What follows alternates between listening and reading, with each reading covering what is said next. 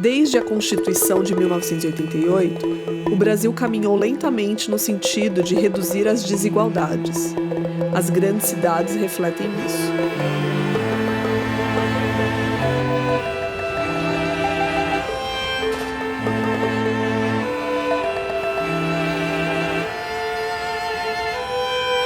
A gente tem, de fato, um número expressivo de pessoas em situação de rua.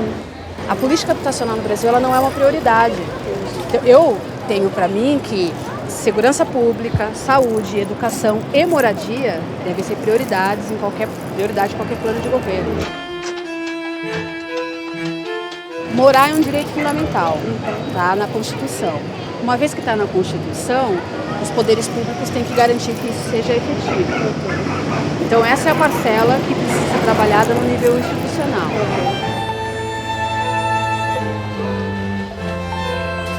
Da parte da sociedade como um todo, esse questionamento, quem pode ocupar a cidade, como pode ocupar a cidade, que lugar da cidade você pode ocupar.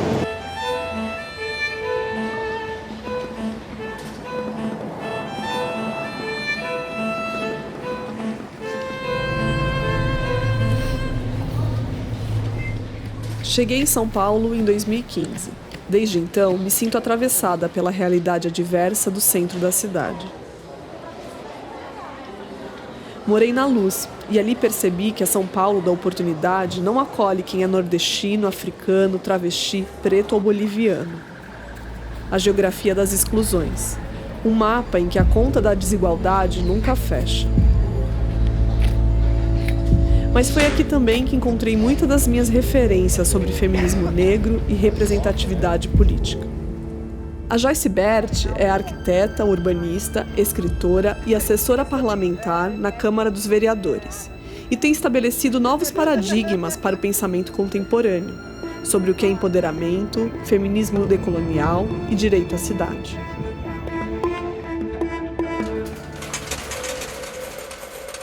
Eu acho que ter escrito que é empoderamento me fez também pensar, principalmente na nossa posição como propositores de um novo ideal de sociedade, né? A gente está trabalhando dentro da perspectiva do feminismo negro, do feminismo como um todo também. E a gente tem um objetivo muito claro que é de despertar a sociedade para discussões que nunca puderam ser colocadas em prática efetivamente, mas também achar caminhos de colocar as teorias para funcionarem no nosso dia a dia. O conservadorismo presente na sociedade brasileira parte da construção e mentalidade colonial e tem a ver com a morte da vereadora Marielle Franco, a precarização do trabalho, o genocídio da população indígena e da juventude negra, sem falar o aumento do feminicídio e da LGBTfobia.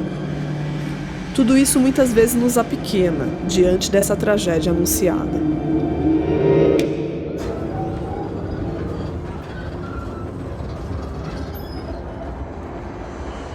A gente está num contexto bem duro, bem perigoso, ali no meio-fio entre a volta de um passado tenebroso e um futuro incerto.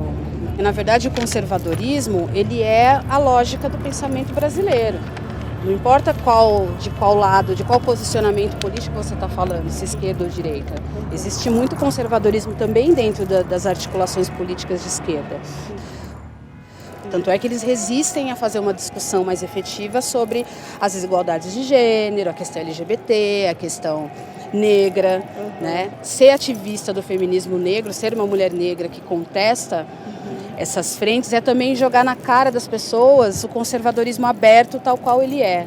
Tem algumas pessoas que se acham muito progressistas, mas quando você pega uma lupa, aliás, nem precisa de lupa, é só você olhar um pouquinho o discurso daquela pessoa, ela está reafirmando o tempo inteiro o conservadorismo que ela diz combater. Sim. E eu acho que isso é uma das nossas maiores dificuldades, enquanto sociedade mesmo. As pessoas precisam se enxergar conservadoras e entender aonde ela incide, que ela mais fortalece o conservadorismo do que questiona. Sim. Vamos fazer uma pausa? Só porque o sol está bem aqui. Tá. Vamos fazer um corte? Não. Faz um corte. Primeiros solo. Porta abrindo.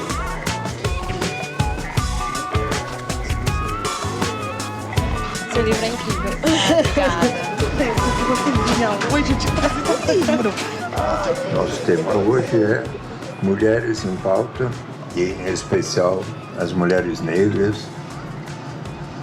O combate ao feminicídio, o enfrentamento ao feminicídio e à violência contra as mulheres não está centrado unicamente na pauta punitivista ou na pauta repressiva, mas ela tem a ver principalmente com, primeiro, a compreensão de que existe uma relação de circularidade ou de dependência entre discriminação, né, desigualdade de oportunidades para as mulheres e violência.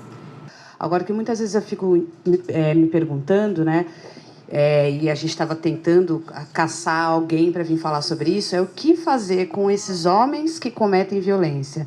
Eu acho que, de repente, o poder público podia atentar um pouco mais a isso, também é uma forma de prevenção, ouvir esses homens, saber como é que vai direcionar esses homens para que eles não voltem a cometer violência contra as mulheres, enfim, não sei, acirrar as leis, sei lá. Porque a gente está falando da remediação do problema, mas as causas do problema, a raiz do problema, também considero bem importante pensar. Obrigada.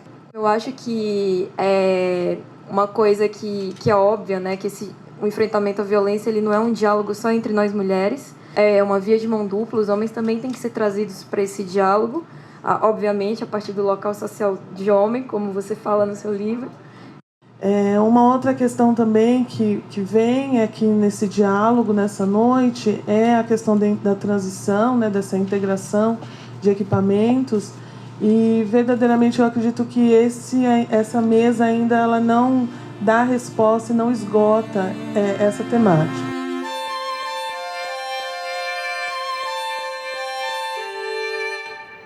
A gente tem um desenho, né, de poder que ele nasceu para ser excludente, que ele nasceu para privilegiar uns e apagar outros, né?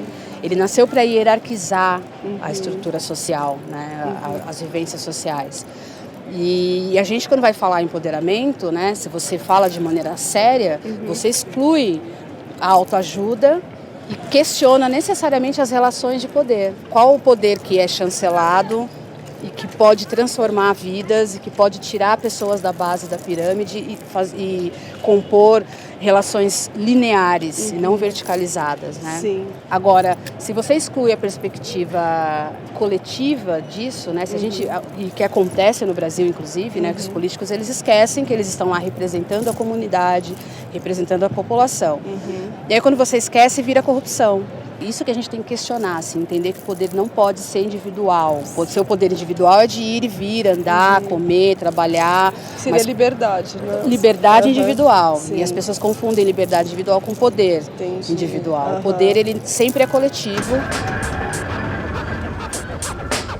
E aí eu vejo a comunidade negra terrivelmente afetada pelo racismo, principalmente nisso, né? O racismo quebrou o nosso poder de refletir enquanto coletividade.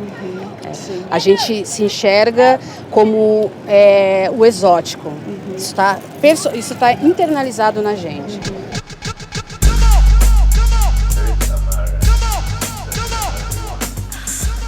Nós estamos numa região, por exemplo, o Centro de Defesa nosso cobre Campo Limpo, Capão Redondo e Vila Andrade. 3 distritos imensos, cheios de comunidades. Nós tivemos 221.238 pedidos de medidas protetivas. 4.539 mulheres vítimas de homicídio em São Paulo, no estado.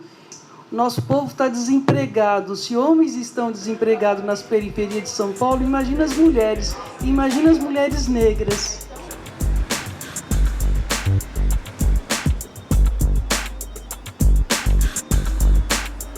A discussão sobre o que é privilégio está nos debates atuais, porém pouco se pesquisa com as referências antirracistas. Joyce, afinal, o que é o privilégio? Privilégio é algo que você dá para alguma pessoa que torna a vida dela mais fácil, né? Uma vantagem, sei lá, um acúmulo de coisas que facilitam a vida de uma pessoa específica. Você ter uma cor de pele que favorece para você todos os caminhos e todas as coisas que você quiser fazer para além dos problemas que são naturais da dinâmica da vida. Porque as pessoas às vezes acham que a gente está falando de privilégio assim, eu sou pobre, nasci na periferia, meu pai e minha mãe ralaram pra caramba para me dar estudo. e hoje em dia eu estou nesse lugar porque eu mereci, né? Aí quando você olha, a pessoa é branca. É uma pessoa negra nas mesmas condições, está lá atrás ainda, soterrada pelas práticas racistas que impedem a mobilidade dela.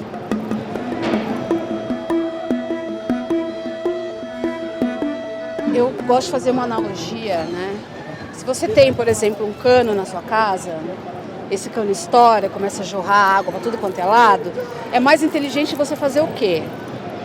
Sei lá, ir amarrar um paninho, tentar tapar o buraco ou ir lá e desligar o registro para depois consertar o cano. Quando você faz um diagnóstico sobre as desigualdades, você até identifica os grupos que estão mais sujeitos a essa desigualdade, mas você não vai na raiz do problema, né? Você não vai trabalhar com quem está sendo privilegiado por essas desigualdades, né? Porque o que é a desigualdade? Ela é um desequilíbrio, né? Tem alguém muito bem para que alguém fique muito mal. Então, se você não vai lidar com essas questões, né? E é difícil lidar com essas questões, porque muitas vezes, ou na grande maioria das vezes, quem está trabalhando nessas frentes são pessoas privilegiadas.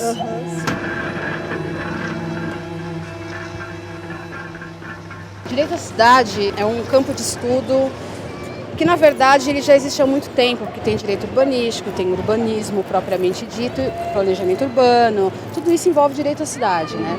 Agora, eu acho que a tendência que tomou essa discussão é de começar a questionar quem pode ocupar a cidade, aonde você pode ocupar dentro da sua cidade. E quem pode ocupar a cidade? Depende do lugar que você for. Se você for, por exemplo, na periferia e nas áreas de favela, quem pode ocupar ali são as pessoas negras. É o lugar físico da subalternidade.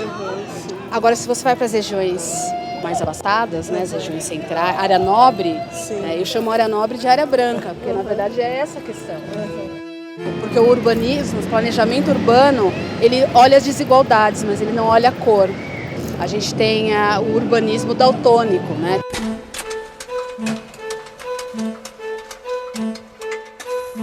Se você está falando que precisa resolver as desigualdades urbanas, a segregação socioespacial, você precisa entender como é que essa segregação socioespacial acontece, quem é que está segregado e por que está segregado. E aí o urbanismo, as discussões sobre urbanismo e planejamento urbano, elas deram um break nesse momento, porque quem está fazendo esse tipo de trabalho é o quê? Privilegiados. E aí eu não quero mexer no meu privilégio de morar em Pinheiros, que é uma das maiores rendas de São Paulo. Eu não quero questionar, por exemplo, por que no meu bairro tem toda a infraestrutura e na periferia não tem. Então, novamente, a gente cai naquela questão, quem pode ocupar a cidade? E de que maneira também você vai ocupar essa cidade, principalmente, no caso das pessoas em situação de rua. Elas podem ocupar embaixo dos viadutos, elas podem ocupar o lugar da precariedade. Né? É como se você estivesse pegando uma célula da subalternidade enquanto lugar físico e jogando para o centro.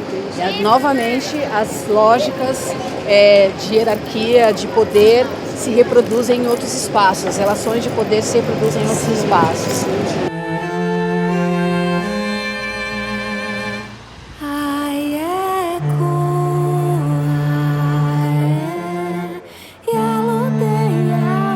As estruturas sociais, elas são muito difíceis de você conseguir tensioná-las, romper com elas, é muito difícil, não é fácil.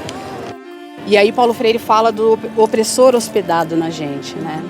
Não tem como você ser oprimido pensando que as opressões elas são estruturais e estruturantes de uma sociedade. Não tem como você achar eu sou oprimido e eu não faço parte disso.